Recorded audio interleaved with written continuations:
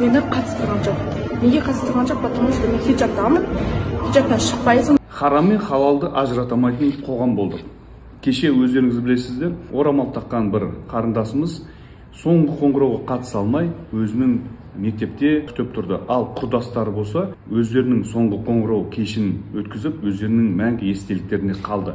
Ал былтыр білесіздер, шашын өсіріп алған, қолына маникюр жасап алған ер бала спокойно өзінің құрдастарымен бірге соңғы қоңырау қатысып тойлатты. Біз неге бұндай қоғам болып баратырмыз, ағайын? Егер де біреу дінді ұстанатын болса, ол жақсы, ұстанбайтын болса жаман. Не болса керісінше. Әркім өзінің еркінде емес пе? Біз зайырлы мемлекетпіз. Бүгінге ең бір жақсы жаңалығымыз, ол біздің депутаттарымыз осыған байланысты жақсы жауап берген екен. Тыңдаңыздар. Я не думаю, что когда дело касается человеческих убеждений, верований, стоит включать законодательный ресурс. Каждый будет носить, если он хочет, и не носить, если ему это не надо. Это волеизъявление каждого человека. Навязывать что-либо человеку мы не имеем права.